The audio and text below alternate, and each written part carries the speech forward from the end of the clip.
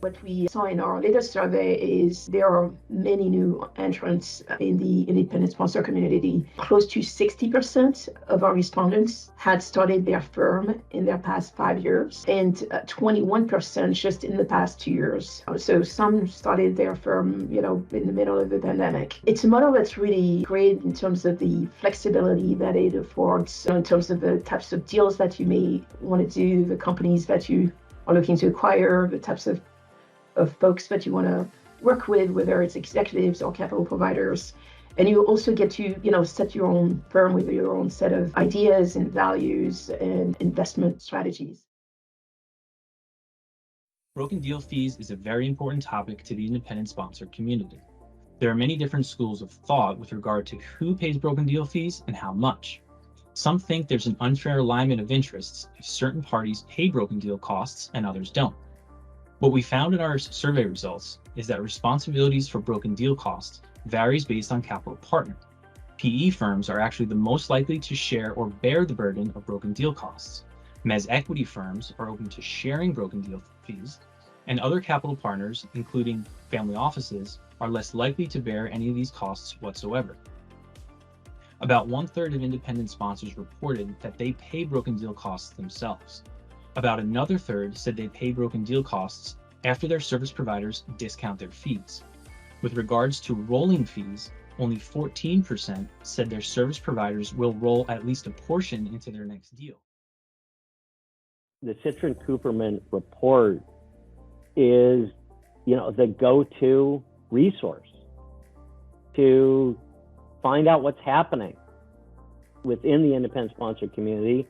Is really well equipped with all kinds of details that people want to know. What are the terms of the deal? There's all kinds of things, whether it's the management fee, the carried interest. There's even a box on the carried interest page. It gives like 8 different examples of what are the different ways that carried interests are structured. That enables independent sponsors, especially if they're talking to somebody who goes, who are you? What are you? Are you an investment banker? Are you a private equity group? I mean, we're confusing as a category. And all I have to do is say, look, let me send you the Citrin Cooperman report. Many family offices, particularly ultra high net worth family offices, are really interested in establishing a relationship with independent sponsors, primarily driven by the desire to reduce the fees associated with working in a traditional LP-GP relationship. I think some of the shortcomings in a traditional private equity model that at least some of the family offices are beginning to resist are the fees, the fact their capital is tied up for 10 years, and the fact that they're essentially making blind bets in terms of the types of businesses that are being generated by any particular GP. You contrast that to the independent sponsor model where there essentially are no upfront fees. It really allows the family offices the ability to opt in or opt out of any particular investment opportunity. So it provides discretion, and it really allows them to be far more discerning in terms of the types of partners that they choose to align with, as well as the companies that they choose to invest in.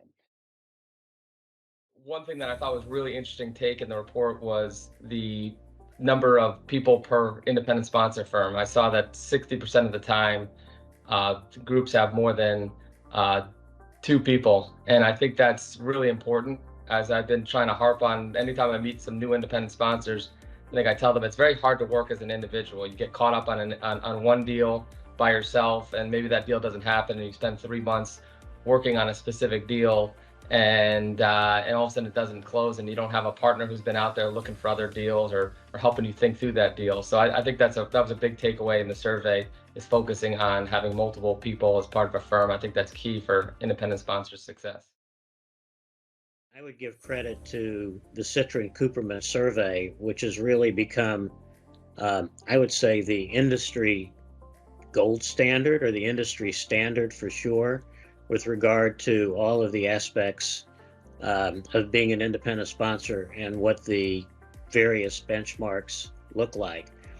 So you have many more deals, you've got many more independent sponsors, you have many more data points about, what is quote unquote appropriate or acceptable in terms of economics. And we just refer our private equity and our other sources of capital, if they're not familiar with the independent sponsor model, to the Citrin-Cooperman report. It's pretty hard to dispute the numbers because they're there, and it's a very, very large sample. And, over time, I think it's only going to get better.